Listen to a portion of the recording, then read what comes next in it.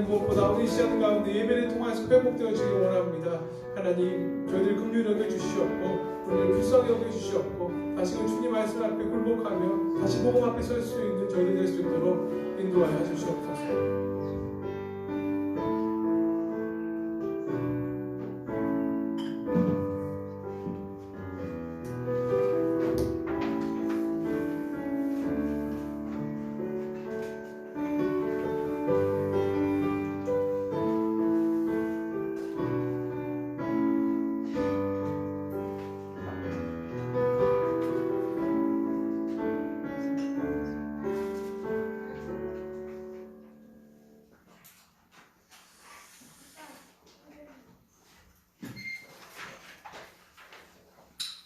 본문을 다시 한번 보겠는데요.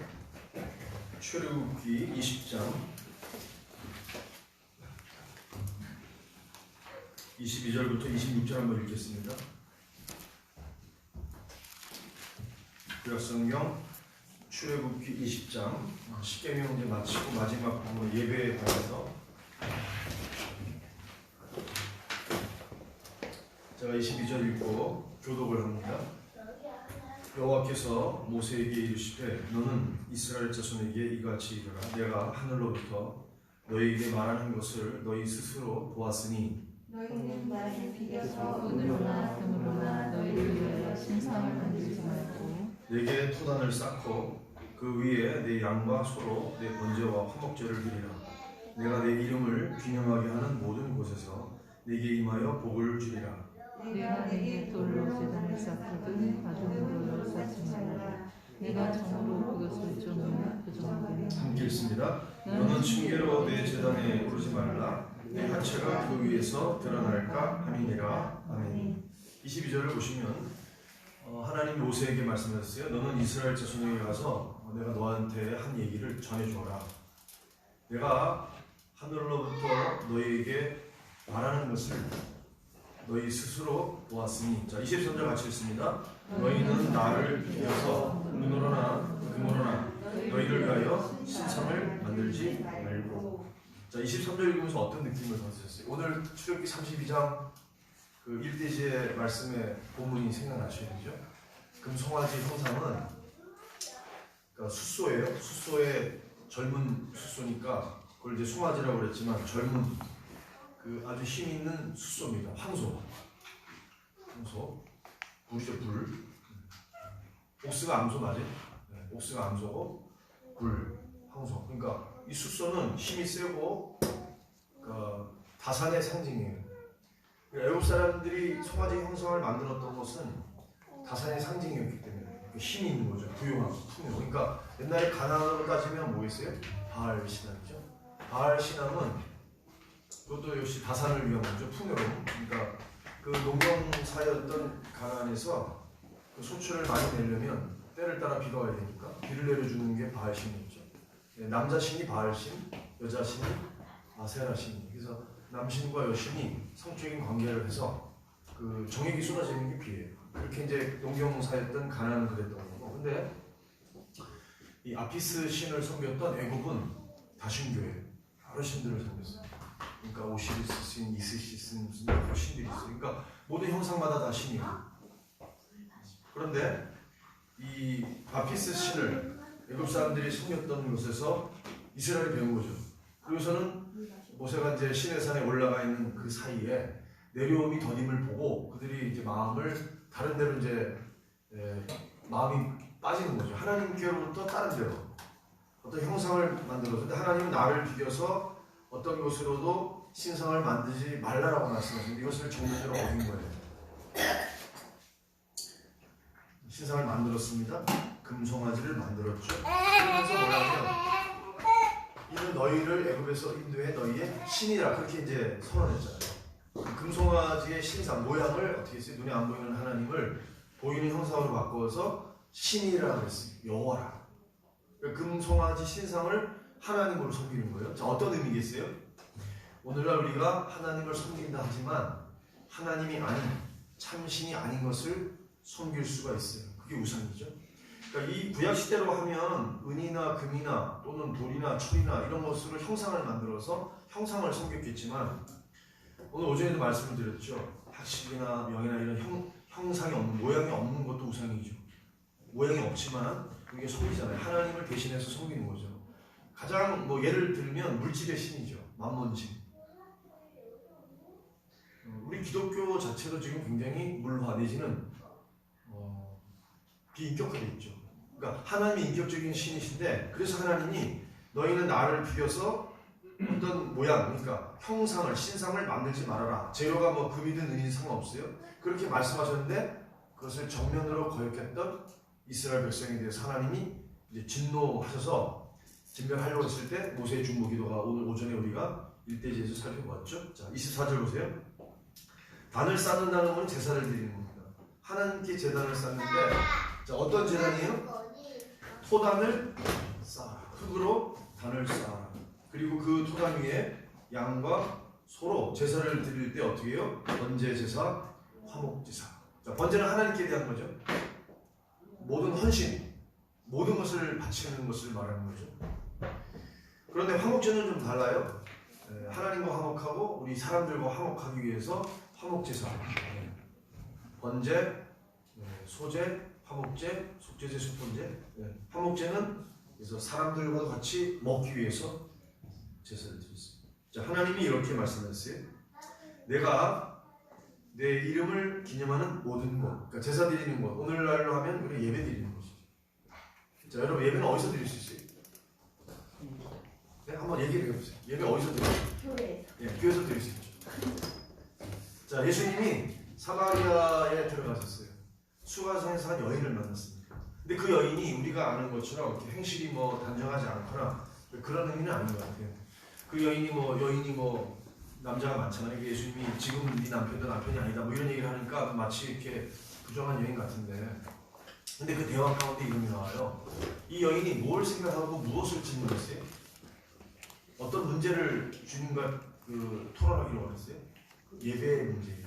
그리심산이라는 거는 사마리아는 북이스라엘이에요. 그러니까 이스라엘이 남북이 있잖아요. 자, 남북이 갈려요. 솔로몬 왕 이후에 남왕국, 북왕국으로 우리나라 남한북한처럼 갈려요. 자, 잘 보세요. 북쪽에 10지파, 밑에 2지파. 그래서 12지파예요. 근데 문제는 뭐냐면, 자, 성전이 어디 있죠? 양쪽에 있죠. 예루살렘에 있어요. 예루살렘에는 솔로몬 성전이 있으니까. 그러니까 정통은 어디에 사실은? 예루살렘이죠. 남쪽이죠. 그런데 여로보암 당시에 북쪽에 두 곳에 이 문제가 된 송아지 형상을 제단을 만들어요. 두 곳이에요. 베델하고 또 한 곳이 있죠. 그래서 그 북쪽과 남쪽, 그러니까 북이스라엘의 남북에 두 곳을 세우면서 뭐라 그래요? 여기가 성소다라고 하는 거죠. 그러니까 예루살렘에 못 가는 대신 북이스라엘도 예배를 드릴 수 있는데 여기서 말하는 그리심산이 등장하는 거죠. 여기서 예배 드린다는 거죠.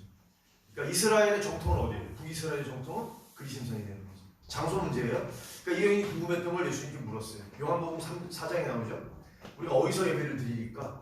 여러분 보세요. 예수님이 그러면 대답을 이렇게 하셔야 되잖아.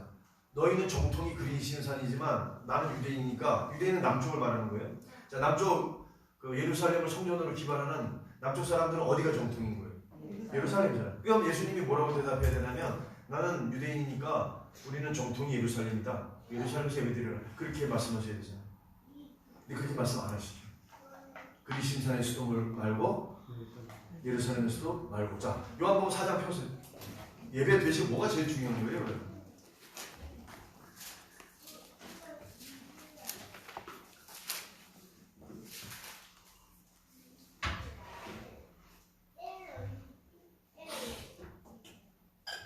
예수님이 일부러 접근했었어요. 물 좀 달라. 우물가니까. 이 여인이 우물에 물을 기르러 온 거죠. 근데 보통 사마리아로 가야 한가요? 다 돌아갔습니다. 근데 예수님이 사마리아로 가면서 수가라고 하는 동네에 이 여인을 만나기 위해서 야곱의 우물에서 이 여인과 대면했어요. 컨택트했어요. 21절 읽으세요. 시작. 예수께서 이르시되 여자야 내 말을 믿으라. 이 산에서도 말고 예루살렘에서도 말고 너희가 아버지께 예배할 때가 이르리라. 장소가 중요하지 않다는 겁니다. 자, 북이스라엘은 지금 이 사람들은 정통이 어디라고요? 그리심산이에요. 축복의 산, 그리심산. 저주의 산은 어디죠? 유발산. 자, 산이 두 개가 있는데 하나는 에발산이고 하나는 그리심산이에요. 그러니까 에발산에서는 그 저주를 선포했었고 그리심산에서는 축복의 선포가 있었어요. 그래서 축복의 산이 바로 그리심산이에요. 그러니까 이 그리심산에서 예배를 드렸었고 남쪽 사람들은 어디서? 예루살렘에서.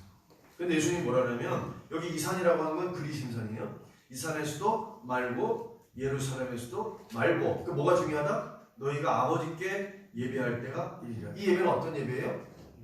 진정한 예배죠. 합당한 예배. 그러니까 우리가 영과 진정으로 진리로, 그러니까 옛날에 성경에 어떻게 번역했냐면 신령과 진정으로. 그러니까 하나님 앞에 참되게 예배하는 거죠. 그러니까 예배는 참되게 예배를 드리느냐 이게 중요한 거죠. 교회에서 드리느냐 가정에서 드리느냐 본질상 그것보다 더 중요한 게 뭐예요? 참 하나님께 예배하느냐. 왜? 아까 하나님을 형상으로 만들지 말라. 만약에 눈에 보이지 않는 형상이라 할지라도 그것은 우상이 될 수 있다 그랬죠? 네. 모양이 아니더라도 우리가 더 우선시할 수 있고 하나님 대체해서 그 자리에 올라간 게 있다면 그것이 우상이에요. 명예가 됐든지 그것이 뭐 물질이 됐든지 뭐가 됐든지 간에 그 얘기를 하신 거죠. 자, 22절 한번 보세요. 4장 22절 제가 읽을 테니까. 너희는 알지 못하는 것을 예비하고 우리는 아는 것을 예비하노니 이는 구원이 유대인에게서 남이라. 자, 23절 읽으세요.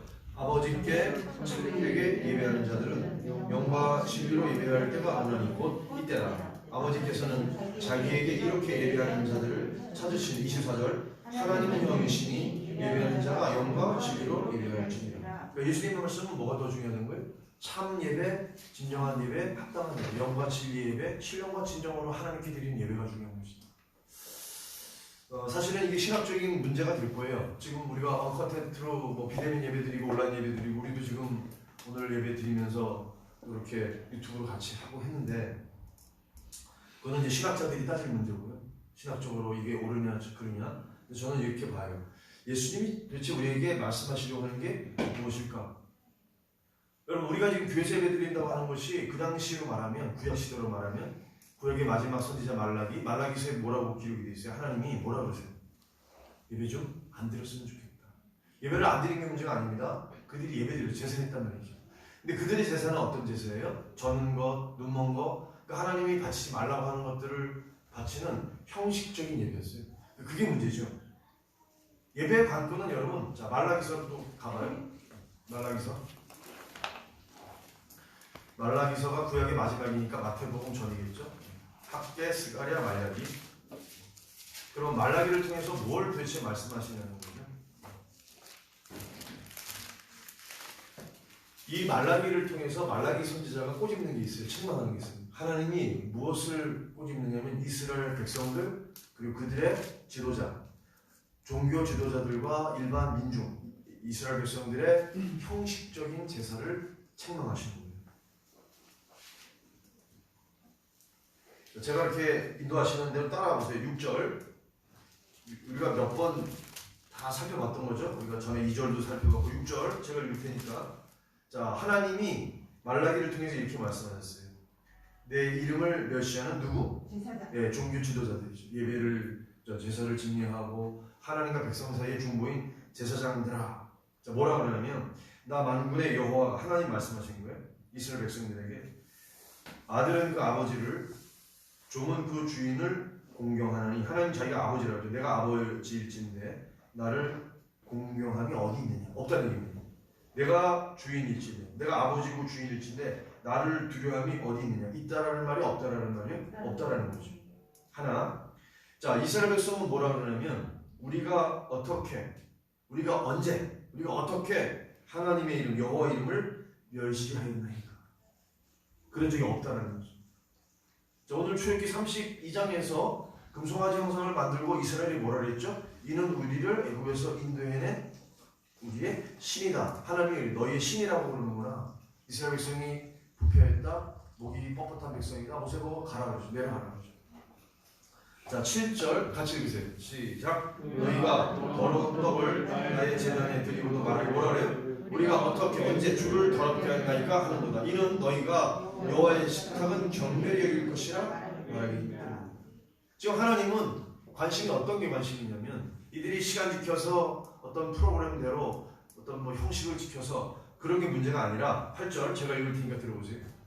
만군의 여호와가 만군의 야훼가 이렇게 말씀하는 너희가 눈먼 희생의 제물 그러니까 눈먼 거는 바치지 못하게 돼 있었죠. 부정한 거예요. 바치는 것이 어찌 악하지 아니하며 악하단 말입니다. 저는 것 다리가 저는 것 병든 것 필요한 것들이죠. 이것을 드리는 것이 어찌 악하지 아니하냐. 악하다는 말이에요? 악하지 않다는 말이에요? 악하다는 말입니다. 하나님 그렇게 칭송하셨어요. 이제 그것을 자 인간 너희 총독에게 드려라. 자 총독에게 눈먼 거 저는 거 병든 걸 갖다 주면 총독이 받겠느냐? 받아요 안 받아요? 당연히 안 받죠. 그가 너를 기뻐하게 했으며 너를 받아주겠느냐? 자 9절 같이 읽으세요. 만군의 여호와가 이르노라 너희는 나 하나님께 은혜를 구하면서 우리를 불쌍히 여기소서 하여 보라. 너희가 이같이 행하였으니 내가 너희 중 하나인들 받겠느냐. 아무리 그렇게 구한다고 했는들 하나님이 응답하겠느냐 이 소리입니다. 안 하시겠다는 얘기죠. 여러분 지금 하나님이 이스라엘 백성들에게 말씀하시는 건 뭐냐면 너희가 예배를 드렸다는 거죠. 제사를 드렸어요. 제단에 나와서 짐승을 잡아서 피해 제사를 드렸어요. 근데 하나님이 너무 서운한 거예요. 그들의 정신이 썩었어요. 눈먼 거, 병든 거, 저는 거 이런 희생제물을 바치니까 하나님이 못 받겠다는 거죠. 역겹다라는 거죠. 만군의 여호와가 이르노라 10절 너희가 내 제단 위에 헛되이 지금 이 제사를 하나님이 뭐라고 부르시냐면 헛된 제사라고 불러요. 이 헛되이 불사르지 이렇게 제단에 불사르지 못하게 하기 위하여 너희 중에 어떤 사람? 성전 문을 닫을 자가 있었으면 좋겠다. 이 무슨 말이냐면 더 이상 형식적인 가증한 제사를 못 받겠으니 그만 들여다오기 소리입니다. 내가 너희를 기뻐하지 아니하며 너희가 손으로 드리는 것을 하나님 받으신다 그랬어요? 받지도 아니하리라. 다시 말하면 하나님이 너무 가슴이 아픈 거예요. 그러니까 신령과 진정의 제사는 온데간데 없고 형식적이고 가증하고 그냥 마지못해서 아니면 사람들을 의식하고 그렇게 나와서 하나님 앞에 제사하는 게 너무나 가증하다는 거죠. 못 받겠다는 거죠. 그래서 400년간 하나님이 침묵하세요. 말라기 선지자 이후에 세례 요한 오기까지 400년간 하나님이 너무 기가 막히고 코가 막히고 말씀을 안 하세요. 자 13, 14절 1장 마지막이죠. 같이 읽겠습니다. 시작. 만군의 여호와가 이르노라 너희가 또 말하기를 이 일이 얼마나 번거로운 거 하며 코 숨치고 훔친 물건과 적은 것 병든 것을 가져와 갔느니라. 너희가 이같이 봉헌물을 가져오니 내가 그것을 너희 손에서 받겠느냐 안 받으시오. 이는 여호와의 말이니라. 짐승들 가운데 술 것이 있거늘 그 선하는 일에 흠 있는 것으로 속여 내게 드리는 자는 뭘 받아요? 저주를 받으리니 나는 큰 임금이여 내 이름은 이방 민족 중에 두려워하는 것이 됨이니라. 만군의 여호와의 말이니라. 하나님 우리가 예배하면 뭐 주신다고 약속했어요? 복 주시기로 약속했어요. 하나님이 안식일을 날 거룩하게 하고 복 주시기로 약속하셔서 안식일을 지키라. 그런데 우리가 지금 주일날 똑같이 안식일 정신으로 주일을 지키는 거예요. 주일날 예배드리고 다른 일을 위해서 힘쓰지 않고 우리를 위해서가 아니라 하나님을 위해서 이 날을 소멸하고 거룩한 날로 지켜. 지금 오늘 주일이니까 우리를 거룩하게 지키면 하나님이 뭘 약속하셨냐면 복을 주시겠다고 약속하셨어요. 그런데 14절 보세요. 흠 있는 것으로 저는 것으로 병든 것으로 그것을 너희들 인간 총독에게 드려도 안 받을 것을 내게 가져오면 내가 그것을 너희 손에서 받겠느냐 안 받아요. 그러면서 뭐라 그러세요? 흠 있는 것으로 속여 내게 드리는 자는 뭘 받아요? 저주를 받으리라. 여러분 이걸 기억하세요. 예배는 우리 어디서 드리느냐? 뭘 드리냐? 제일 중요한 건 뭐예요? 우리 자신을 하나님께 드려야 돼요. 그래서 온전한 희생의 대사, 번제 제사가 돼야 되는 거고 정말 하나님과 화목하고 우리 이웃들, 내 가까운 사람들, 우리 지체들, 형제 자매들하고 화목한 사랑의 교제를 나누는 그런 예배라야 하나님이 기뻐하시는 거예요. 이게 예배의 정신이에요. 자 지금 말라기에서 다시 출애굽기로 들어오셔서 자 한번 보시자고. 출애굽기에 지난번에 이렇게 말씀했어요. 흙으로 단을 쌓거나 아니면 돌로 하려면 어떻게 하랬어요? 다듬지 않은 돌로 단을 쌓아. 돌단을 쌓아요. 자 그러면서 제가 이 말씀 드렸죠. 창세기 11장에 어떤 사건을 말했어요? 네, 바벨탑 사건을 말했어요. 바벨탑은 벽돌로 쌓아 올린 탑입니다. 인간의 탑이죠. 이게 제가 뭐라 그랬냐면 인본주의인데 다른 말로 하면 세속주의예요. 교회 안에 세속주의 물결이 들어왔어요. 그러니까 지금도 예배가 세속화되어 있어요. 쇼예요. 하나님과 우리가 진짜 어떤 교제 가운데 이루어지는 예배가 아니라 뭔가를 자꾸 이렇게 쇼로 만들고 인위적으로 하고 해서 어떻게 하면 사람들을 흥분하게 하고 눈여겨거리를 만들까? 그러니까 쇼죠. 여러분 쇼를 보려면 어디 가야 돼요? 방송국에 가야 돼요. 방송국. 모르겠어요. 방송국 사람들한테 공격 받을지는 모르겠지만 그거는 그럴 수밖에 없죠. 방송을 편성하고 제작을 해서 송출하고 하는 거니까. 그러나 우리는 하나님 앞에 영원하신 하나님, 우리의 찬양과 경배를 받기에 너무나 합당하신 그 하나님께 우리가 정말로 살아있는 존재로서 우리의 인격이신 하나님, 명예존재인 하나님께 나와서 교제하는 걸 만나는 거죠. 근데 여러분 보세요. 출애굽기가 지금 어떻게 흘러왔냐면 구원받았죠? 세례받았죠? 훈련받잖아요. 광야 훈련을 거쳐서 그 다음에 뭐라 했어요? 말씀 훈련이잖아요. 그러니까 이 훈련을 쭉 과정을 겪어서 지난번에 제가 그림 그렸잖아요. 맨 마지막에 무슨 훈련이에요? 하나님과의 교제, 그건 예배입니다. 예배 훈련이에요. 자, 그게 어디에 나와 있냐면 그림으로 98페이지 밑에 나와 있어요. 자, 98페이지 보세요.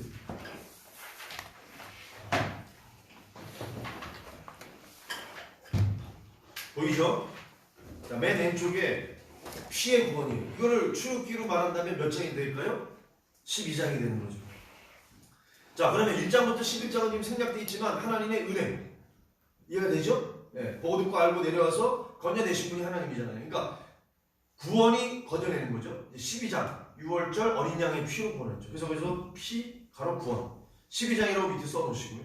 자, 세례는 어디서 세례받았죠? 홍해를 보호할 때. 자, 그게 영적인 의미가 세례를 했어요. 세례는 뭐다? 자기를 부인하는 거다. 그러니까 자기 방식을 내려놓는 겁니다. 자기 주장을 포기하는 거예요. 자꾸 하나님을 섬기는데 내 주장을 하려고 해요. 이렇게 하는 게 맞아? 아니면 내가 포기되어야 그때 하나님의 뜻이 이해가 되어지고 하나님 왜 이렇게 말씀하셨는지가 납득이 돼요. 자기 부인이 14장이 되겠죠. 신앙의 오리엔테이션 13장이고요. 자, 그러면 그 오른편에 가운데 광야, 지금 5개 섹션 가운데가 광야죠. 자, 거기 뭐라고 되어 있어요? 삶의 훈련, 생활 훈련이죠. 자, 5대 광야, 그렇죠? 수르 광야, 신광야, 우리가 이 광야들을 다 통과하는 거죠. 아말렉 족속과 싸우고. 그래서 15장부터 18장까지 이런 훈련을 거쳐서 그 다음에 말씀 훈련입니다. 19장, 20장이죠. 오늘 20장 본문에서 결국 나중에 말씀하시는 게 예배 어떻게 드릴 거냐. 23절부터 26절. 자, 예배 훈련이죠. 자, 그 다음에 마지막으로 25장부터 출애굽기 40장 맨 오른쪽 성막. 성막은 결국은 누굴 만나주시는 거예요? 이스라엘 백성을 하나님이 만나주시는 거죠. 그래서 회막이라고도 하고 거룩한 언약궤를 모신 성막이죠. 성막. 성막은 예배 정신이니까 예배 훈련이에요. 하나님과의 교통 사귐이에요. 결국 저와 여러분이 뭘 훈련하는 거냐? 하나님과 얼마나 사귀니 어떻게 사귀어요? 성령과 사귀는 거죠. 우리의 영과 하나님의 영이신 성령이 교제합니다. 자, 요거 이제 다 이렇게 미리 봤으니까 자, 96페이지 박스 맨 밑에 읽겠습니다.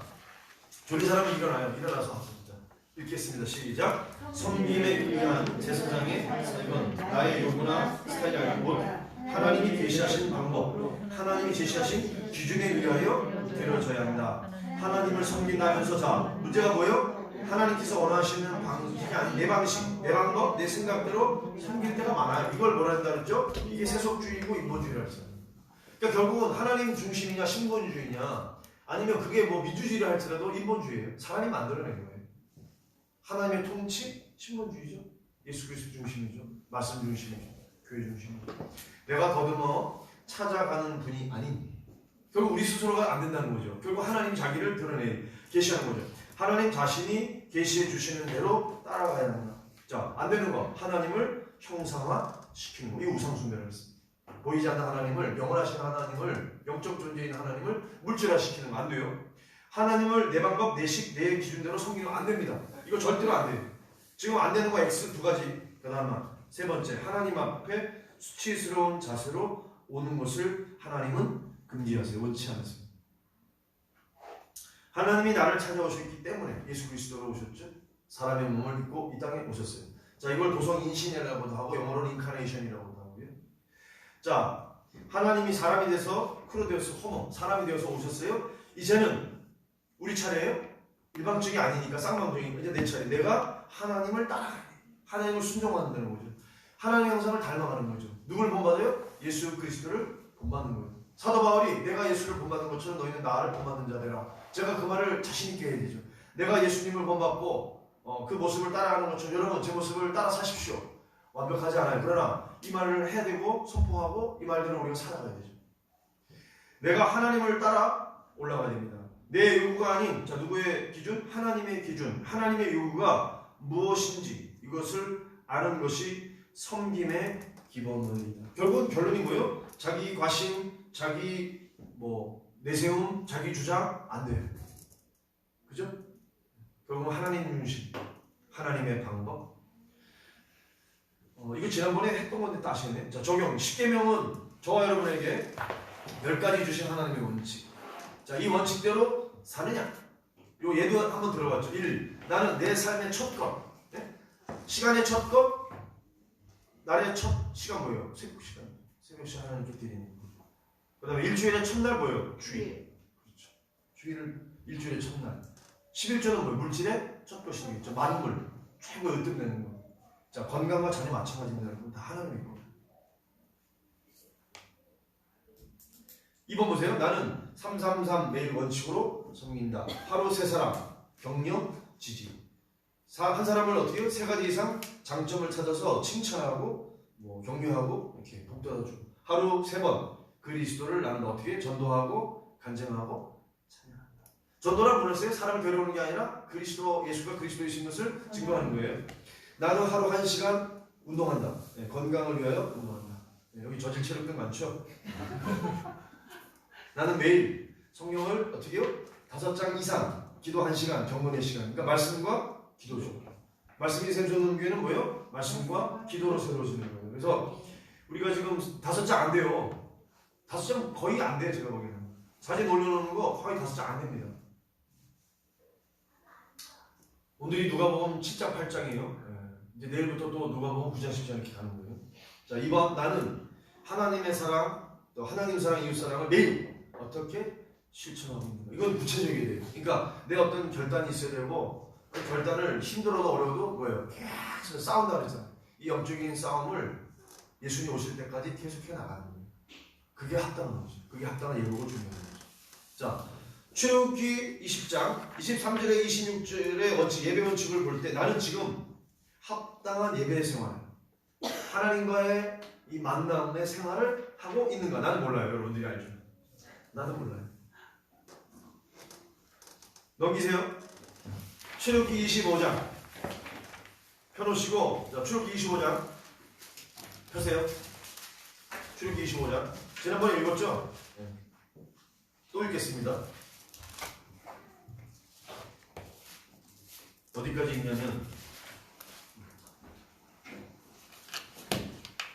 27절까지, 22절까지 같이 읽겠습니다. 제가 1절 먼저 읽고, 여호와께서 모세에게 말씀하여 이르시되 이스라엘 자손에게 명령하여 너희의 이름을 가져오라 하고 기쁜 마음으로 내는 자가 그에게 바치는 모든 것을 너희는 받을지니라. 너희가 그들에게서 받을 예물은 이러하니 금과 은과 놋과 청색, 자색, 홍색 실과 반인된 실과 염소 털과 붉은 물든 순양의 가죽과 해달의 가죽과 조각목과 이와 관리에 드는 향료와 분양할 나무가지의 향통과 험한 놈이요 에봇과 흉패에 물릴 보석이니라. 내가 그들 중에 거할 성소를 그들이 나를 위하여 짓되. 여기 중요한 거예요.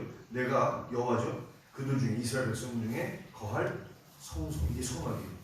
성스러운 거처, 처소를 그들이 나를 위하여 짓되. 무릇 내가 네게 보이는 모양대로 장막을 짓고 기구들도 그 모양을 따라 지을지니라. 그들은 조각목으로 그를 짰되 이르는 두유리가 너희는 한유리가 높이는 한유판이 되게 하고. 너는 순금으로 그것을 싸되 그 안팎을 싸고 위쪽 가장자리로 돌아가며 금태를 두르고 금고리 넷을 부어 만들어 그 네 발에 달되 이쪽에 고리 저쪽에 고리를 달며 조각목으로 채를 만들어 금으로 싸고 그 채를 궤 양쪽 고리에 꿰어서 궤를 내게 하며 채를 궤 고리에 꿰는 대로 두고 빼내지 말지며 내가 내게 줄 증거판을 궤 속에 둘지며 순금으로 속죄소를 만들되 길이는 2규빗 반, 너비는 1규빗 반이 되게 하고 금으로 그룹들을 속죄소 두 끝에 쳐서 만들되 한 그룹은 이쪽에 또 한 그룹은 저 끝에 속죄소 두 끝에 속죄소가 한 덩어리로 연결할지며 그룹들은 그 날개를 높이 펴서 그 날개로 속죄소를 덮으며 그 얼굴을 서로 대하여 속죄소를 향하게 하고 속죄소를 궤 위에 얹고 내가 네게 줄 증거판을 궤 속에 넣으라. 거기서 내가 너와 만나고 속죄소 및곧 증거궤 위에 있는 두 그룹 사이에서 내가 이스라엘 자손을 위하여 네게 명령할 모든 일을 네게 이르리라. 아멘. 자, 기니까 다 못 읽어서 여기까지만. 자, 하나님은 이렇게 설명이 시작됐어요. 사람을 어떻게 여기신다? 네, 소중하게 여기신다. 하찮게 여기시지 않아요. 그러니까 저와 여러분을 하나님이 매우 특별한 스페셜한 존재로 귀중하게 여기신다는 거예요. 이게 믿어져야 돼요, 여러분. 이게 안 믿어지면 하나님과 나는 사이가 뭐인 거죠, 지금. 자, 내가 문제가 많아요. 자, 예를 들어보세요. 모세 문제 많죠. 사람 때려 죽인 사람이죠. 베드로 더 문제 많죠. 안 됩니다, 주님. 뭐 그랬다가 이게 사탄 올라가라고 이 소리 들었어요. 문제가 많은 사람이지만, 자, 주님이 기다려 주시고 우리를 높여 주시고 존대해 주시고 제일 중요한 건 뭐예요? 가장 큰 은혜가 구원의 은혜죠. 그러니까 사람이 자기를 살려줘서 저렇게 전장에 헬기 타고 뛰어드는데, 예? 생각해보세요. 총탄이 막 빗발치는데 거기 가서 37군데 총탄이 맞으면서도 저렇게. 근데 우리는 하나님이 나를 지옥에서 먼저 구원해 주셨다. 이 은혜를 내가 정말로 안다면 내가 어떻게 할까? 저는 거, 눈먼 거 이런 걸 하나님께 드리겠어요? 여러분, 그거 가증한 거죠. 이스라엘 백성이 너무나 폐역한 거죠. 어떻게 금송아지 형상을 만들어서 이 야훼라고 그래요. 그것만 해도 자, 감격스러운 일인데 하나님께서는 내가 너를 성전으로 삼겠다. 성소로 삼겠다. 거룩한 처소로 삼겠다. 내가 내 속에 들어가서 내 거처, 내가 거할 장소, 내 안식의 처소로 삼겠다라고 말씀하신다. 이게 성막의 정신이에요. 성막 회막은 뭐예요? 하나님이 거기서 만나는 거죠. 이스라엘 백성을. 그리스도는 히브리 3장 6절 하나님의 집을 맡은 아들, 사환이 아닙니다. 모세는 사환이었죠. 종이었어요. 그와 그의 같이 하셨어요. 우리가 소망의 확신과 자랑을 끝까지 굳게 잡고 있으면 우리는 그의 집이라. 우리가 하나님의 집이라는 거죠. 자, 이게 피그말리온 효과인데, 자, 사회학의 거울 읽어보세요. 시작. 사회학의 거울 자아 이론이 있다. 이것은 내 인생에서 중요한 의미를 가진 사람, 즉 부모나 스승 또는 목자, 직장인 상사, 배우자가 나를 어떻게 보느냐에 따라 그대로 된다는 이론이다. 심리학에서는 이것을 피그말리온 효과라고 합니다. 네, 여기까지만. 이게 이제 교육적으로, 교육학적으로 그죠? 있죠.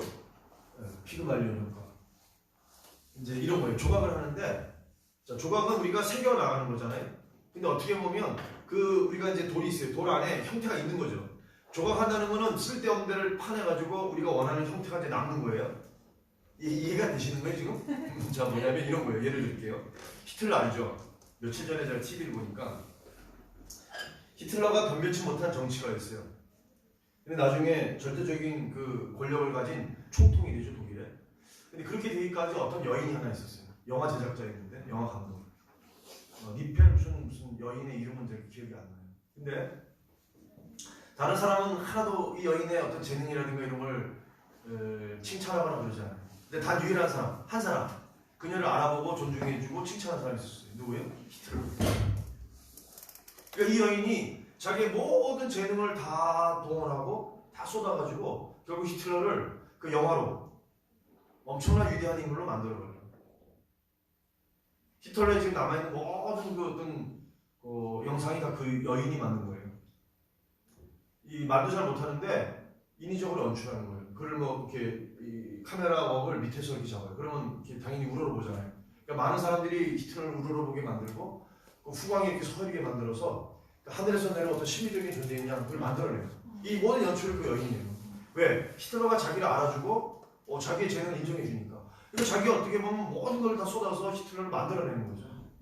만들어지잖아요, 히틀러. 정치 지도자로 만들어졌어요. 근데 그런 게 피그말리온 효과였죠. 이 거울 자아 이론. 내 인생에서 중요한 의미를 가진 사람, 어떤 선생님이 될 수 있어요. 선생님이 어떤 아이를 믿어줘요. 칭찬해요. 격려하는 거. 너는 할 수 있어. 별렇지 않은데 실수투성이고 맨날 못나는데 뭐 선생님이 그 아이에게 칭찬해 주는 거 진심을 담아서 그 아이의 가능성을 발견하고 너는 할 수 있어, 너는 돼, 뭐 이러면서. 근데 그 아이가 참 훌륭한 사람이 됐어요. 이런 걸 이제 피부 말리는 효과라고 그래요. 믿어주는 대로 되는 거죠. 자, 부모나 또는 스승이나 또 목자 아니면 직장의 상사, 배우자가 나를 어떻게 보느냐. 우리나라 유명한 온달 바보를 장군으로 만든 사람이 누구예요? 평강. 예, 피가 말리는 거예요. 평강공주가 그렇게 했거든요. 서방님은 할 수 있어요? 그랬더니 온달 장군이 된 거예요. 당신은 안 돼, 그런 거예요. 안 돼, 진짜. 무슨 얘기냐면 남편 길을 세워주고 칭찬하고 존중해주고 할 때 남자가 일을 할 수 있고 뭐 성공이 되는 거죠. 길을 목표게 하고 말이에요. 당신이 하는 게 그렇지. 그죠? 왜 웃어요, 집사님? 승욱이 아빠한테 이렇게 하라고요. 당신은 할 수 있어요. 존중해줘야지 말이에요. 어? 당신 하는 게 그렇지 뭐. 어디서 많이 듣던 소리죠? 어디서 많이 듣던 소리야? TV에서 많이 듣던 소리잖아요.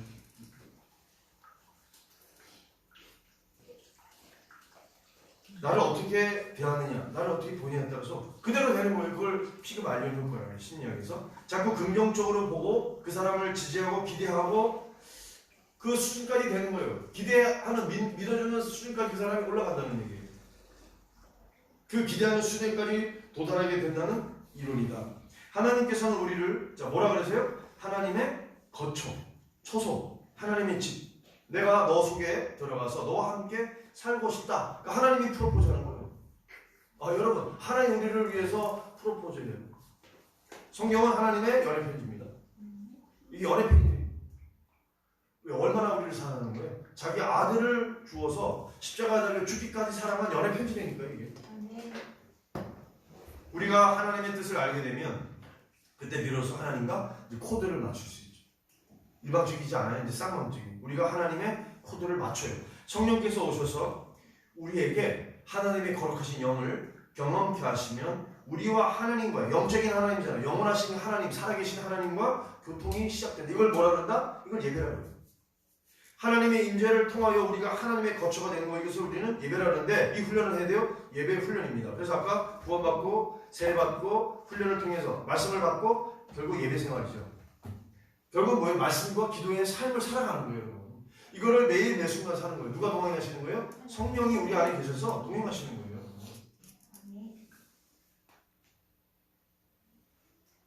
1번, 자, 하나님의 집. 사람이 하나님의 집이다.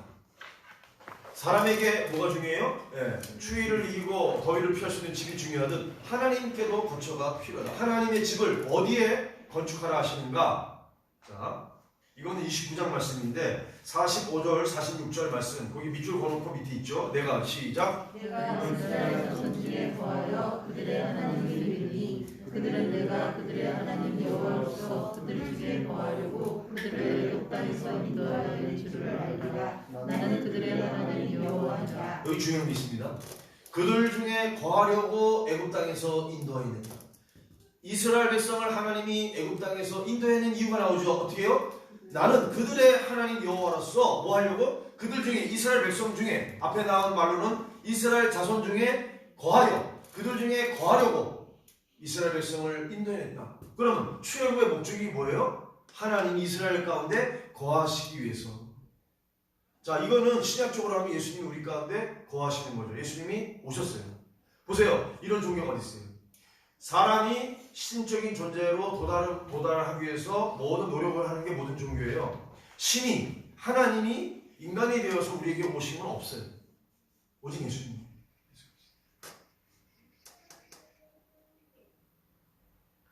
자, 너희 중에, 이스라엘 중에 거하려고. 우리의 주인이신, 우리의 왕이신, 우리의 통치자이신 하나님이 이스라엘 백성 가운데 거하려고 오셨다. 이스라엘 중에 거처를 지으라셨다. 이게 속막이죠.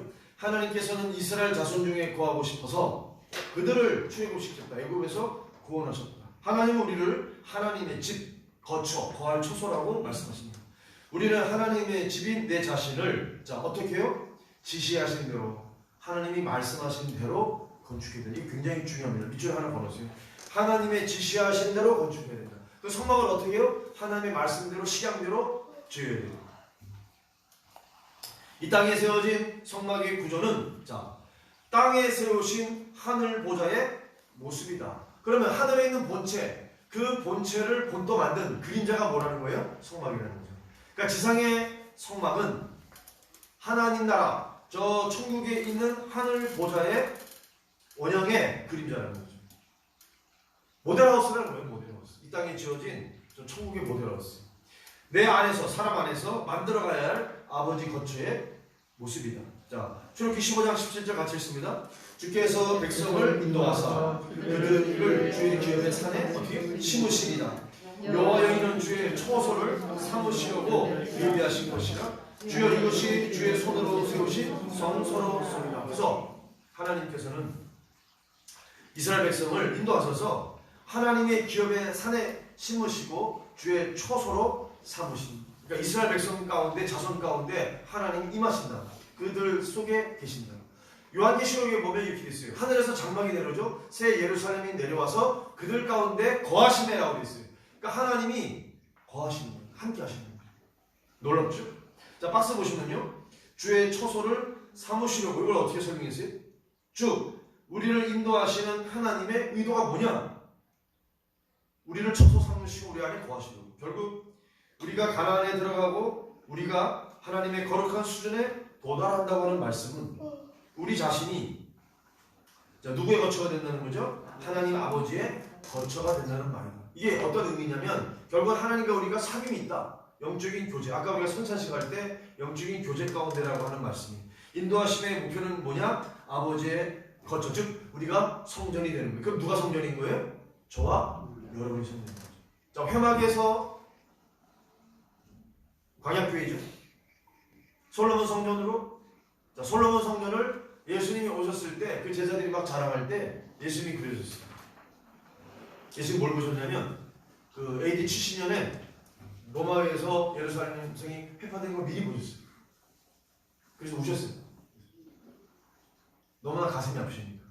예수님 말씀하고 비유로도 깨닫게 하려고 했는데 못 알아듣죠. 그리고 결국 그 중에서 그들의 손에 십자가에 못 박혀 죽으셨어요. 하나님이십니다. 자, 이거 보세요. 이 성막 건축. 자, 건축을 하면 어떻게 돼요? 설계하고 감리하고 또 준공하고 완공하는 거죠. 자, 이 성막 건축의 설계자가 누구냐? 누구예요? 하나님이죠. 너는 삼가 이 산에서 너에게 보인 양식 또는 식양 설계대로 하라. 누가 보인? 너는 내가 여호와죠. 하나님이 너 이스라엘 백성에게 보인 대로 양식대로 하라. 다윗이 이르되 여호와의 손이 내게 임하였죠. 하나님입니다. 이 모든 일에 뭘 그려주셨어요? 설계를 그려서 나에게 알려주셨다. 그러면 당연히 하나님의 초소니까 하나님의 보좌니까 하늘 성전에 있는 것을 이 땅의 모델하우스로 어떤 그 샘플로 보여주셨죠. 그러니까 그거를 누가 보여주셨겠어요? 하나님이 보여주시고 모세에게 보여주셨어요.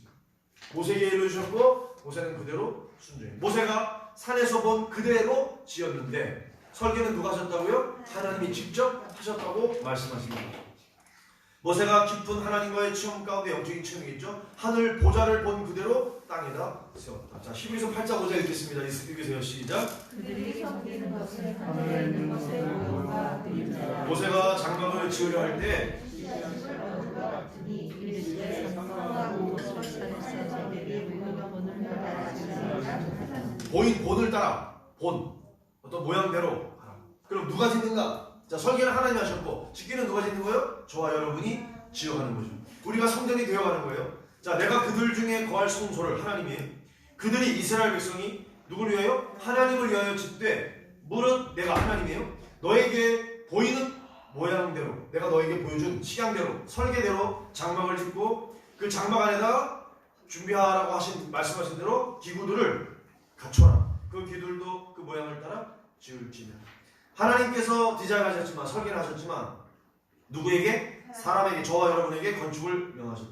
그래서 실제로 출애굽기 25장에 누가 나와요? 성령 받은 부살렐과 오홀리압이 성막을 건축했듯 내 안에 건축되어지는 이 하나님의 성전은 성령님 안에서 내가 지어가야 돼. 누가 지어요? 내가 지어가야 돼.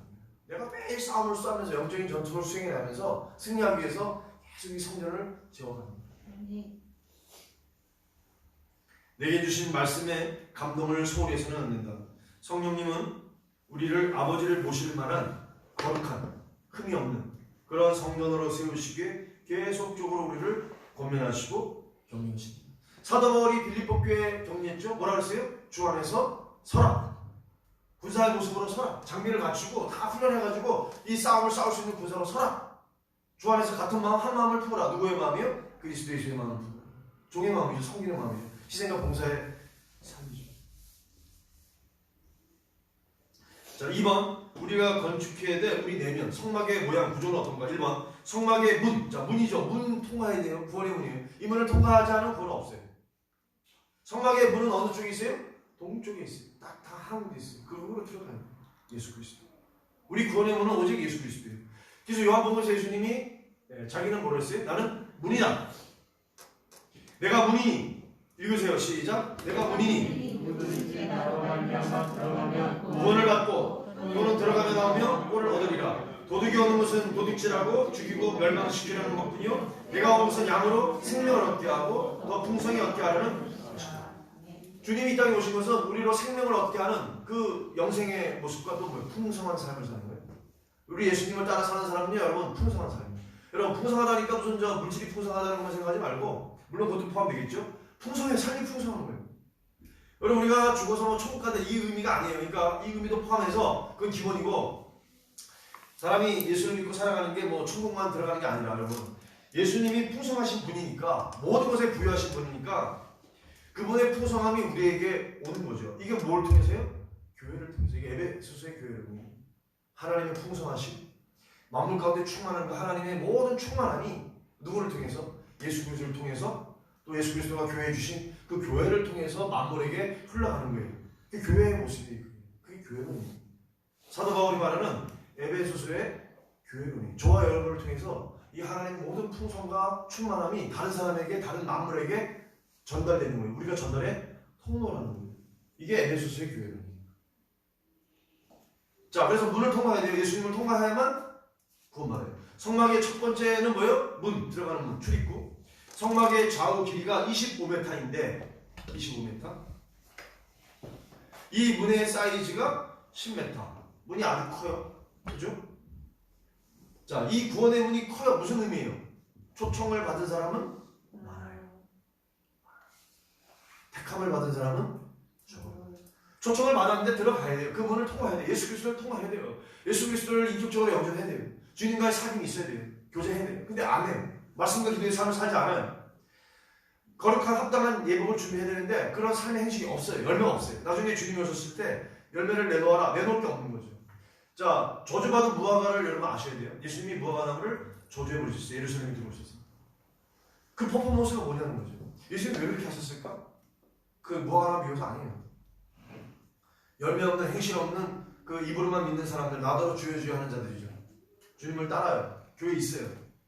여러분 악한 자나 선한 자나 다 교회 안에 있어요. 저는 이것을 강력하게 주장하는 거예요. 저는 경험했기 때문에요.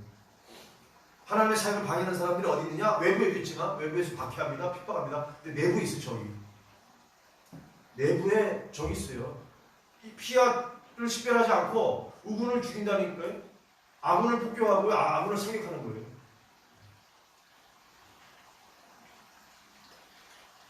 이처럼 구원의 문은 크게 넓게 열려 있습니다. 누구든지 믿기만 하면 돼요. 누구든지 원하면 다 들어올 수 있도록 넓어요. 왜? 예수님이 우리의 구원의 문이 되시는 거예요. 그런데 안 들어와요. 문제는 뭐예요? 안 들어요. 초청을 거절해요. 나는 바빠요. 어디 갔어요? 아까 보니까 밭으로 가지고 일하러 가죠. 또 사업하러 가죠. 비즈니스. 먹고 살아야 되니까 이것도 해야 되고 저것도 해야 되고 처자식 머리 살려야 되고 애 대학교도 보내야 되고 하니까 그거 먹고 사는 것 때문에 난 하나님 뒤편이라는 거예요. 여러분 보세요. 어느 게 더 중요해요? 아니 딱 까놓고 얘기해보세요. 육신적인 생명이 중요해요? 영적인 생명이 중요해요? 이거를 왜 사람들이 어리석다는 거죠? 내 목숨을 위해서 새벽부터 밤늦게까지 일했다고요. 좋아요. 살았어요. 자식을 대학교도 보내고 뭐 좋은 직장 취직해가지고 또 뭐 좋은 또 혼상감도 있어가지고 뭐 결혼시키고 했어요. 근데 so what? 마지막에 주님 오셨을 때 그때가 문제죠. 준비 안 돼 있어요. 때는 늦으리. 그죠? 다섯 처녀는 등잔에다가 기름을 준비했고 다섯 처녀는 기름을 채우고 있지 못했어요. 퓨얼이 없어요. 기름이 없어요. 주님이 오셨을 때. 신랑이다. 맞으러 가자. 혼인잔치에 들어가야 되는데 문이 닫힌다니까요. 지금은 안 닫혔어요. 열려있어요. 들어갈 수 있어요. 주님과 함께 하면. 근데 그걸 거절했잖아요. 자, 비즈니스 갔어요? 일해요? 소를 뭐 두겨리를 시험하러 간다 했으니까 밭에 가서 소 시험했어요? 심지어는 뭐 종들을 어떻게 해요? 때리고 죽이고 능멸했어요. 돌로 쳤어요. 결과는 뭐예요? 여러분 언젠가는 우리에게 있을 이 최후의 심판이 있다는 거죠. 언젠가는 하나님 앞에서 결산해야 될 그때가 있기 때문에 사람에게 죽음이 있는 건 정한 거예요. 한 번 죽는 건 정한이에요. 그 후에는 뭐예요? 심판이 있어요. 하나님과 언젠가는 결산해야 돼요. 총 토탈 회개를 다 해야 돼요. 자, 2번 보세요. 뜰에 있는 이 뜰에 갖춘 어떤 성구들 뭐가 있어야 되죠? 필요한 또 그의 성구의 기능이 뭐냐? 자, 히브리서 9장 22절 23절 같이 읽으세요. 율법을 따라 시작. 율법을 따라 몸을 모든 물건이 피로써 정결하게 피 흘림이 없을 적 사함이 없느니라. 그러므로 하늘에 있는 것들의 모형 뭐예요? 이런 것들로서 정결하게 할 필요가 있었으나 하늘에 있는 그것들은 이런 것들보다 더 좋은 제물로 할지니라. 예수께서 들어갔을 때 진실로 내게 이르노니 하나님과 성령으로 다시 아니하면 하나님의 나라에 들어갈 수 없느니라. 여러분 이거 믿으세요? 예수님이 니고데모하고 대화할 때 3장입니다. 요한복음 3장에서 뭐라 하냐면 진실로 이게 굉장히 중요한 말씀을 하시면 아멘 아멘 하고 말씀하세요. 진실로 자 니고데모가 너한테 말한다. 사람이 지금 어떻게 하면 구원받을 수 있겠냐고 물으러 온 거예요. 이스라엘의 지도자가 이 이스라엘 백성들을 성경을 가르치는 성경교사가 와서 어떻게 하면 내가 거듭날 수 있습니까? 하나님 나라에 들어가려면 어떻게 돼요? 거듭나야 들어가니까. 합당한 예복이 없으면 못 들어갑니다. 예복을 입으려면 어떻게 됩니까? 사람이 물과 성령으로 나지 아니하면 하나님 나라에 들어갈 수 없다라고 예수님이 단정적으로 말씀하셨어요. 물과 성령 세례입니다. 물 세례, 성령 세례로 하나님 나라에 들어올 수 있어요. 자, 그 밑에 박스를 제가 읽어볼 테니까 구원의 문을, 자 아까 넓은 문이에요. 누구나 다 초청받았기 때문에 들어갈 수 있는데 이것을 통과한 이후에는 뜰이 있어요.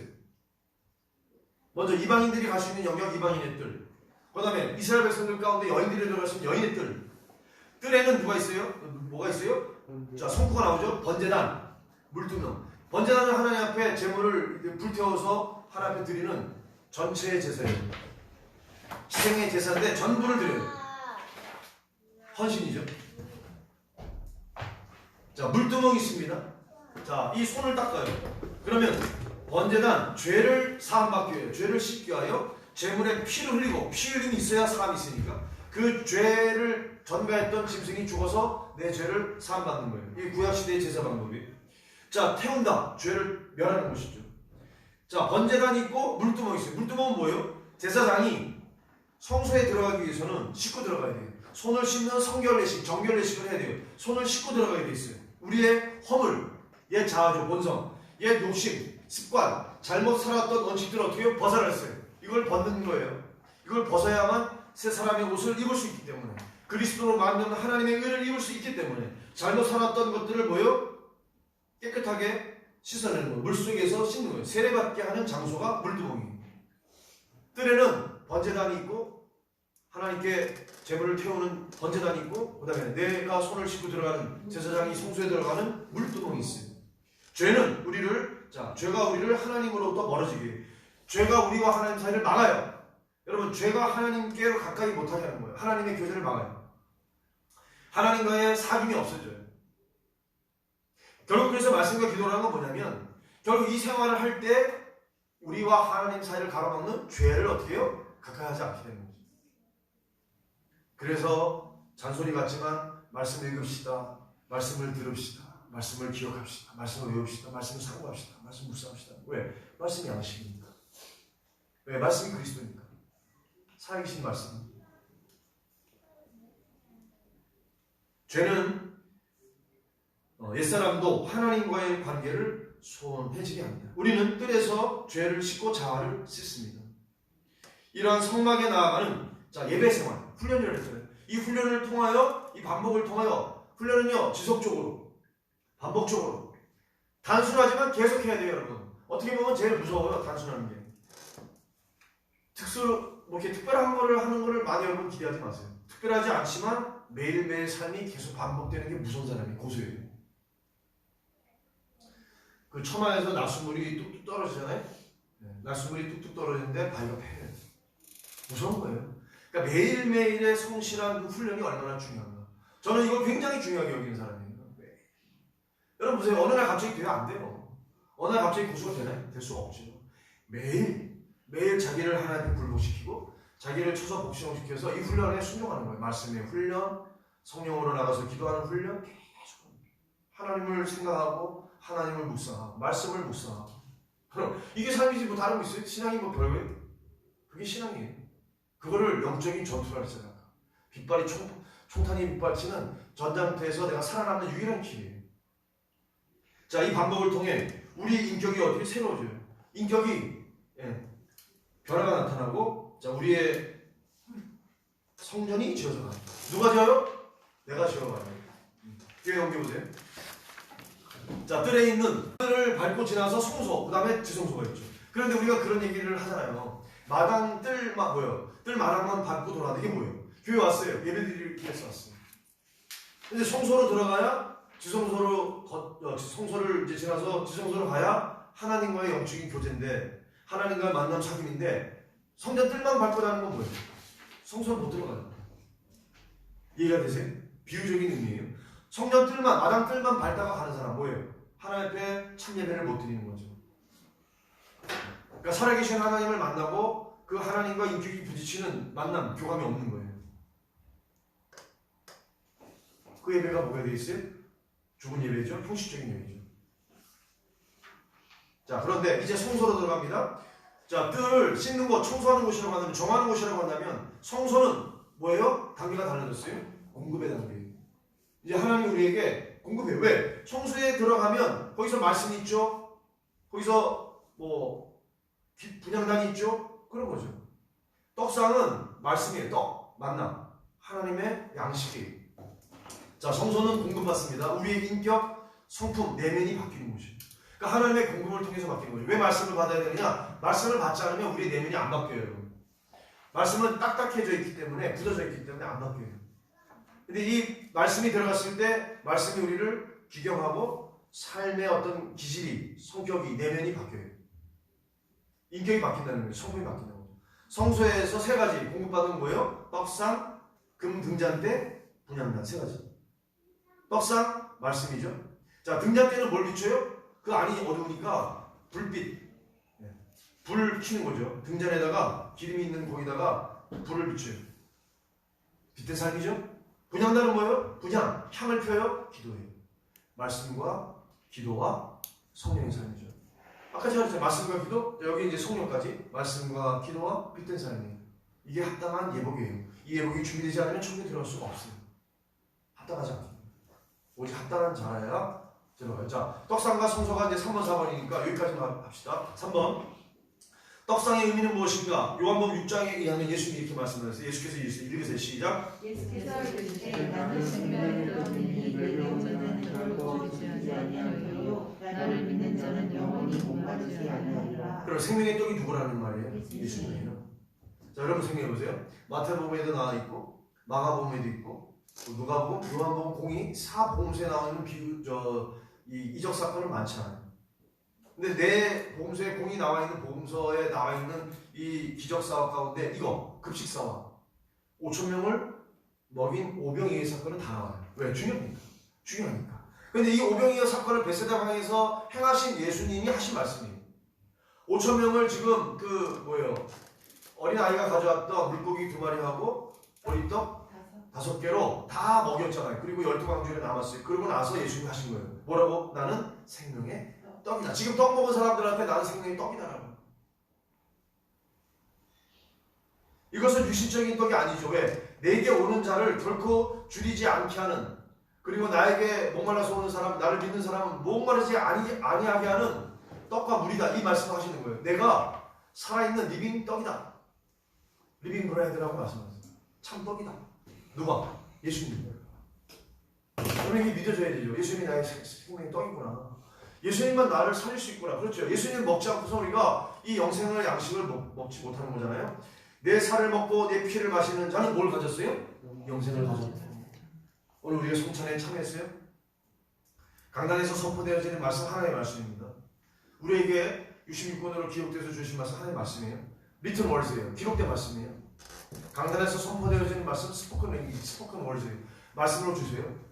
우리에게 구현된, 체험된 말씀이 뭐예요? 성찬이에요. 주님의 몸, 주님의 피로 구현되어 있어요. 우리에게 다가오신 거예요. 내 살을 먹고, 몸을 먹고 내 피를 마시는 자는 뭘 가졌어요? 영생을 가졌고 마지막 날 내가 그를 다시 살리리니 내 살은 참된 양식이요 내 피는 참된 음료다. 여러분, 이거 떨리는 말씀이에요. 이 말씀을 예수님이 그 많은 사람들, 배고픈 사람들, 그 소외됐던 민중들이 와가지고 예수님 따라서 지금 병도 고침받고 귀신도 쫓겨나고 그런 것보다도 지금 배고픈 그들에게 육신의 양식을 생명의 떡으로서 주시고 난 다음에 하신 말씀이에요. 내가 생명의 떡이다. 너희를 살리는 건 나다라고 말씀하신 거예요. 떡상의 의미예요. 떡의 상을 진설병이라고 합니다. 진설병을 제사장이 거기다가 진열해 놓는 거 12개를. 이 떡이 누구냐? 예수님. 말씀이 누구냐? 예수님. 생명의 양식이 말씀이에요. 예수 그리스도는 선지하신 로고스 말씀이셨어요. 그 말씀이 이 땅에 인간의 몸을 입고 오셨었어요. 자, 말씀은 능력이 있습니다. 보세요. 하나님이 천지를 지으실 때 어떤 물질 가지고 창조하셨지 아니에요. 뭐죠? 말씀으로. 빛이 있으라. 말씀하시니 그대로 되니라. 그대로 되니 주님 보시기에 뭐요? 보시기에 좋았다라 이렇게 되는 거죠. 말씀하시고 선포한 대로 그대로 됩니다. 성취됩니다. 이루어집니다. 그리고 주님 보시기에 좋았다라고 말씀하셨어요. 자, 말씀은 능력이 있습니다. 예수님이 40일 금식한 후에 자신을 시험하는 사탄에게 뭐라고 말씀하세요? 말씀으로 물리치셨죠. 사탄아 물러가라. 사람이 떡으로만 살 것이 아니다. 다만 하나님의 입으로 나온 말씀으로 살 것이다 라고 사탄을 쫓아내 보셨어요. 자, 그 말씀이 내 삶 속에, 내 영혼 속에 들어와서 새겨져야 된다. 각인되어져야 한다. 그 말씀이 나의 생각, 그 말씀이 나의 삶이 되어야 한다. 그 말씀이 내 안에 들어오면 우리의 언어가 바뀌고 살리는 역사가 어떻게 나타나게 됩니다.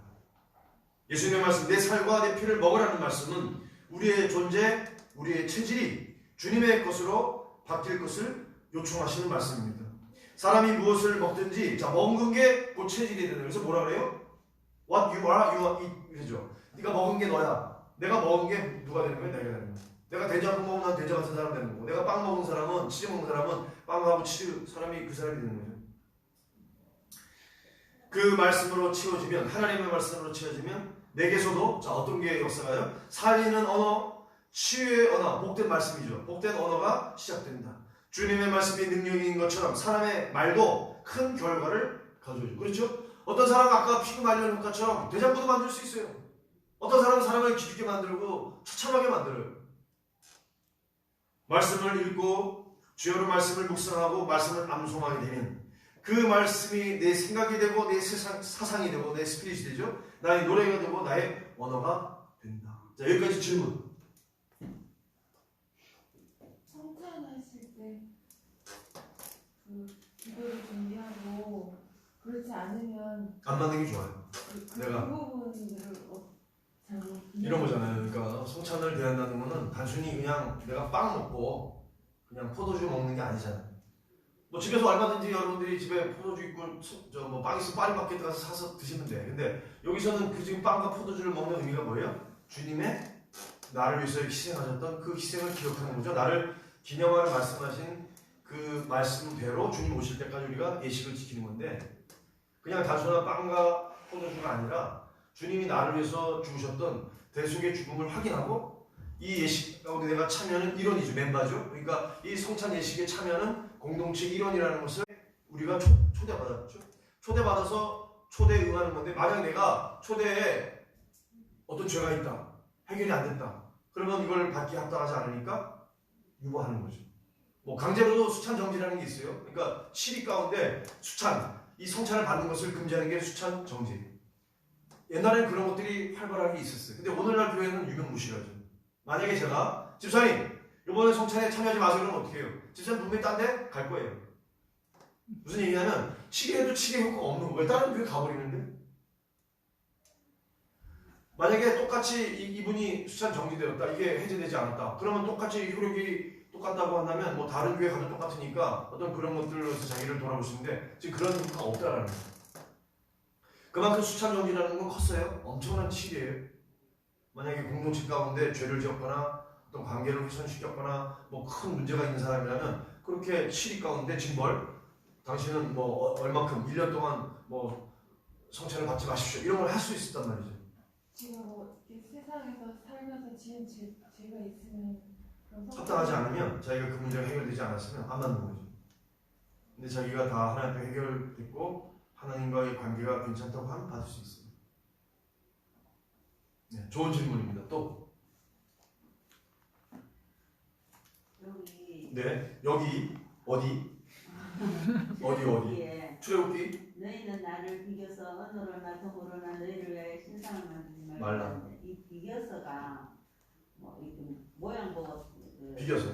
아까 금송아지를 하나님으로 비교서 만든 거죠. 비교서가 무슨 그러니까 어떤 걸로 대치해서 아니면 그것으로 그걸 삼아서. 자, 바벨론에는 풍뎅이 있었죠. 풍뎅이가 신이죠. 풍뎅이의 모양이 지금도 막 출토되고 고학적인 유물들이. 그러니까 그 사람들의 자기들이 신이었을 거 아니에요. 그 신의 형상을 풍뎅이로 비교서 그걸로 화해서 이스라엘 백성은 뭘로? 송아지 모양으로 비교서 하나님이라고 했잖아요. 여호와라고 했어요. 그러면 네. 이 바알하고 한국 송아지하고 뭐가 달라요? 네, 뭐가 차이? 모양이 다르죠. 모양만 다른 거예요. 아니, 그 섬기던 대상자들이 다르죠. 바알 신앙은 가나안에서 섬겼었죠. 아피스는 송아지 누가 섬겼다 그랬어요? 이집트에서 섬겼죠. 애국 사람들이. 네. 마루둑 뭐 신이나 이런 거는 바알세불 팔레스타인 어디요? 바빌로니아에서 섬겼었죠. 이런 또 신들이 있죠. 그리스 로마 신화에 나오는 12신이 있죠. 우리가 잘 아는 신들 다 그들이 믿었던 다신교죠. 여러 신들. 뭐 다신교, 인도 같은 경우는 범신론, 모든 신이요. 소도신, 모도신 다 잡신들이죠. 귀신들. 일본에도 귀신들 많고 우리나라도 옛날에 샤먼들, 무당들 다 귀신이죠. 근데 하나님은 형상으로 비기지 말라 했잖아요. 빚지 말라는 거죠. 모양을 만들지 말라. 안 보이는 하나님을 눈에 보이는 어떤 모양으로, 형체로 화하지 말아라. 그러면 내 마음에 아까 그 뭐 자식이든 뭐든 네, 우상이 될 수 있다고 그랬죠. 이게 한국 송아지처럼 우상이 될 수 있다 이랬는데 바알도 그런 뜻으로 해석할 수 있는 거예요. 아니, 바알은 모양이 있어요. 바알은 바알 신들이 나와요. 아세라 신도 모양이 있어요. 그러니까 모양이 있든 없든 그건 중요한 게 아닌데 보세요. 자, 하나님 왜 이 말씀하셨냐면 영원하신 하나님은 영이시니까 눈에 안 보여요. 우리가 어떤 형상할 수 없는데 형상하지 말라고 했는데 그 비교가지고 이들이 뭘 했어요? 이 송아지가 신이다라고 했잖아요. 여호와다. 그들이 여호와를 섬기는데 여호와를 어떻게 섬기느냐? 송아지 형상을 만들어서 섬겼어요. 근데 모세가 내려와서 어떻게 됐냐면 돌판을 던져버리잖아요. 하나님하고 대면했던 모세가 40일 하나님의 대면 시간이 끝나고 내려올 때 하나님 내려와요. 이 양손에 이제 두 돌판을 가지고 오다가 던져버리잖아요. 그들이 패역한 걸 보고 거기다 그냥 던져버려. 거룩한 분노예요. 그 예후가 그 바알 신상은 다 깼는데 한국 송아지는 그냥 나눴다 그랬거든요. 예, 잘못한 거죠. 잘못했죠. 엄청 잘못했죠. 저는 그게 어떻게 받아들이냐면은 이 바알은 뭐 만약에 그 불교라든가 이런 그런 우상 그런 거고 무당 이런 거고 내가 느끼기에는 이 한국 송아지에는 나의 뭐 자아라든가 이 경험이라든가 이거를 못 버리는 거 이것 때문에 그러는 거 그런 뜻이 아닌가 자꾸 생각이 돼요. 아니, 그거는 우리가 이제 해석적으로 이제 비유로 이렇게 얘기하는 거고 제가 이제 뭐라 그랬냐면 형상을 섬기는 건 우상 숭배잖아요. 근데 우상 숭배인데 이게 이제 확대가 되어지면 모양이 없더라도 우상이 되는 거죠. 아까 제가 어떤 예를 들었냐면 세상의 명예, 학식, 뭐 물질을 따르는 거, 가정에 보세요. 자녀도 우상이 될 수 있고 부모도 자기 우상이 될 수 있고 배우자도 우상이 될 수 있어요. 자기가 어떤 사람을 좋아해요? 아까 그 여인 같은 경우에는 그의 우상이 누구냐면 히틀러예요.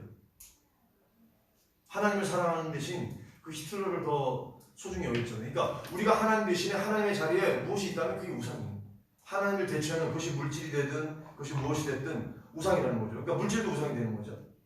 만몬을 섬기면 뭐예요? 만몬이 우상이 되는 거죠. 만몬 신, 물질의 신.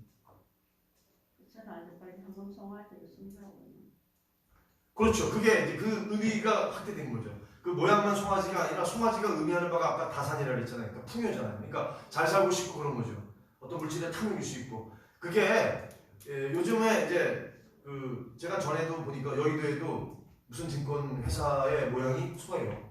대 무슨 저 증권이 있어요. 대신증권. 네, 그 형상이 송아지. 뭐 여기 괜히 또 유튜브 나갔다가 또 대신해서 저한테 항의하면 할 말이 없지만, 근데 그거 형상이잖아요. 형상을 그들이 뭐 섬기는 건지 모양인지 모르겠지만, 근데 그런 모양으로 이스라엘을 이렇게 섬겼어요. 하나님이라고. 근데 거기 보세요. 절일을 지키는데 지키는 절기를 절일이라고 하는데 그 절일이 어떻게 되냐면 그들이 음란으로 치잖아요. 그러니까 눈에 보이는 형상을 섬기다 보니까 하나님 앞에는 거룩과 경건함으로 섬겨야 되는데 이 우상을 어떻게 섬겼어요? 그들이 광란의 도가니로 바뀌어요. 거기서 막 그 음란한 짓거리를 하는 거예요. 거기서 성행위를 하고 뭐 이래요. 왜냐하면 다산이라는 건 결국 그거하고 연결되는 거예요. 네, 두 분이 아주 질문이 좋습니다. 청년들은 예수님 잡혀가시기 전에요. 네. 제자들하고 식사하시는 자리에서 마지막 만찬 자리에서 어떤 여인이 마지막 만찬 나눈 것 같은데 어떤 여인이 예수님한테 부었잖아요. 네, 향유를 먹었죠. 너 왜 그러면 그 비싼 거를 하고 왜 보냐고 하니까 예수님이 뿌리지 말라고 네. 하셨잖아요. 그 여인이 그렇게 하는데 왜 그랬을까? 그러니까 물론 잡혀가셔서 돌아가실 거 알고 그 여인이. 그렇죠. 예수님은 뭐라 했냐면 복음이 전해진 곳마다 이 여인이 함께 전해지겠다. 그래서 왜냐하면 이 여인은 나의 장례를 예배했다고 말씀하셨습니다. 그러니까 그 여인이 돌아가신 뭐 영적으로 알았든지 아니면 예수님이 말씀해 주셨는지 그건 모르겠지만, 근데 무엇보다도 일단은 은혜가 감사해서 부었죠. 자, 이런 거죠. 예수님이 뭐라고 그러냐면 너는 이제 시몬의 집에 있을 때 뭐냐면 시몬 너는 나에게 발 씻을 물도 주지 않았지만 이 여인은 자기가 정말 아끼는 300데나리온은 엄청난 거죠. 한 데나리온이 하루 품삯이니까 그럼 300일 동안 일해야 모을 수 있는 데나리온을 깨서 옥합을 깨서 향유를 부었어요. 그러면 누가 더 평강받은 은혜가 크냐? 네가 크냐? 저 여인이 크냐? 저 여인이 엄청난 은혜를 받아서 은혜를 갚은 거잖아요. 은혜를 갚으려고 한 건데 다 못 갚아도. 자, 오전에 설교의 관건은 뭐냐면 은혜를 은혜로 여기지 않았기 때문에 은혜 갚을 마음이 없죠. 그러니까 오히려 배역으로 갚았죠. 은혜를 원수로 갚은 거죠. 은혜를 하나님의 은혜를 구원의 은혜를 은총을 뭐로 갚았어요? 죄와 악으로 갚았죠. 이스라엘 백성이 송아지 형상을 비겨서 만드는 건 하나님 하지 말랬는데 불순종하고 거역했잖아요. 배반이에요. 예수님의 비유에도 그 배반하는 모습이 나와요. 청했는데 거절해요. 딴 데로 가버리잖아요. 그러니까 예수님이 주인이 뭐냐면 아무나 데려와라. 다 데려왔었는데 예복을 갖추지 못해 입으니까 문제가 됐던 거죠. 마찬가지로 그 여인은 아마 그 여인이 염두에 두지 않았던 간에 예수님은 그 여인을 귀하게 여기신 거예요. 왜? 저렇게 은혜를 갚을 줄 알고 감사하고 감격해 하니까. 그 예복 부분도 잘 이해가 안 돼서 여쭤보고 싶었는데 네, 예복. 다 오라고 하셨잖아요. 다 오라고 했는데 갑자기 예복을 안 입었다고 지옥 가게 하시는 그 부분도 잘 이해가 안 돼요. 그 예복은 네. 보내줘야지 입고 가는 거 아니에요? 맞아요. 원래는 보내주죠. 그러니까 택함을 입은 사람에게는 그 주인이 아니 아무나 오라 보내줘요. 아니 그러니까 보내줘요. 보내줘서 그것을 입고 와요. 그러면 이 사람 뭐냐면 초청을 받았는데 아까 그랬잖아요. 택함은 못 받았어요. 자, 이런 거잖아요. 그 리스트가 있어요. 그러면 명단이 쭉 있는 거죠. 그러면 예약돼 있는 사람은 레저베이션이 돼 있으면 들어올 수 있어요. 원래는 그렇잖아요. 그럼 거기서 일단은 걸려야 되는데 안 걸리고 지금 다 들어와 있는 거죠. 근데 주인이 딱 보니까 이 사람은 뭐야? 예복이 없네? 더러워. 그래서 내버리는 거죠. 자, 그거는 해석은 여러 가지가 나올 수 있어요. 그 예수님의 비유란 책에 보면 여러 가지 비유가 나올 수 있는데, 자, 메시지는 딱 하나로 보면 좋아요. 왜냐면 하나님의 관점, 예수님의 관점에서 교회 안에 천국 비유니까 교회 안에 여러 사람들이 들어와 있어요. 근데 문제는 뭐냐? 거기서 결국 마태가 얘기하고자 하는 거는 예복이거든요. 예복은 뭐예요? 마태가 말하는 거룩한 행실이에요. 세마포 예복이라는 거는 성도들의 옳은 행실, 삶의 행실. 그러니까 행실이라는 건 열매거든요. 그러니까 누가 믿음으로 구원받았느냐? 그 구원받은 것을 무엇으로 드러낼 수 있느냐? 삶의 행실이 결국 열매. 옷이라고 자꾸 옷은 열매. 그러니까 여기 옷은 어떻게 해석해야 되냐면 성도들의 옳은 행실이다. 이 계시록의 해석이 나와요. 성도들의 옳은 행실이라고 계시록의 그 해석이 나와요. 그러니까 성도는 천국 혼인잔치에 합당한 사람은 뭐냐? 합당한 예복이 있어야 된다는 건데 그게 뭐냐면 거룩한 삶을 살아가느냐 이거예요. 믿음으로 자기가 구원을 받았다 그러는데 선포는 있는데 선언은 있는데 자기 선언이 있어요? 근데 그대로 사느냐 이거죠. 결국 믿음과 삶이 하나가 되지 않으면 그거는 헛된 믿음이라는 거죠. 저는 그걸 굉장히 강력하게 주장하는 거예요. 믿음이 다 똑같지 않다. 왜냐? 주님이 오실 때 뭐라냐면 인자가 올 때 믿음을 보겠느냐. 그 믿음은 뭐냐면 통과되는 믿음이냐 합격하지 못한 믿음이냐. 믿음은 두 가지로 분리돼요. 결국 주님의 그 시험대를 통과할 믿음이 있고요. 통과하지 못해서 떨어지는 믿음이 있어요. 하루하루 지나서 점점 두려워요. 그게 사실 어떻게 보면 그러니까 두려움이 어떤 게 이제 공포가 아니라 정말 내가 하나님을 경외하는 마음으로 주님과 교제하면서 가까워지는 두려움이라면 오케이 좋은 거예요. 네, 그게 그건 거룩한 두려움이니까. 근데 어떤 공포? 야 이제 마지막 날 나는 이제 죽었다. 그거는 이제 웃기는 거죠. 그건 이제 세대주의자들이 느끼는 거죠. 오늘 뭐 질문들이 막 쏟아지네. 질문이 오니까 더 재밌네. 이거 나 이거 질문으로 온 거 있으면 좋겠어. 청년들은 지금 침묵을 지키고 있어요. 청년이 대표가 딱 2명인데 남자 대표 하나 여자 대표 하나. 청년들 다 도망갔어. 대답이 뭐 안 됐어도 점차 알아가야지 한 번에는 다 못 알아가요. 구원이 뭐 그만큼 쉬우면 뭐 100원밖에 초청은 다 받았는데 다 들어왔었어요. 근데 본인이 나중에 택함받지 못하는 거예요. 결국은 관건은 그런 것 같아요. 그 아까 그 요한복음에 사마리아 여인 그 그리신 그 있잖아요. 네네. 그거를 그 말씀을 이제 읽으면서 100주년 기념교회 그 목사님이 이재철 목사님? 예, 꼭 교회 가서 예배를 안 드리고 집에서 예배를 드려도 된다고 이제 그 말씀을 이렇게 유식하게 잘 늘어놓더라고요. 아니 틀린 말은 아니죠. 뭐 어디서 드리든 중심이 하나면 저는 맞는 말이라고 생각은 하는데 그래도 그렇게 하면은 성도들이 다 떨어질 것 같아요. 떨어지죠. 믿음이. 떨어지죠. 믿음도 떨어지고 성도들도 떨어집니다. 근데 그 말씀은 맞는데 그 목사님이 그렇게 하시는 게 저는 이거 아니 비상 상황이니까 그러는 거지. 평범한 상황이 아니에요. 그게 아니고 앞으로는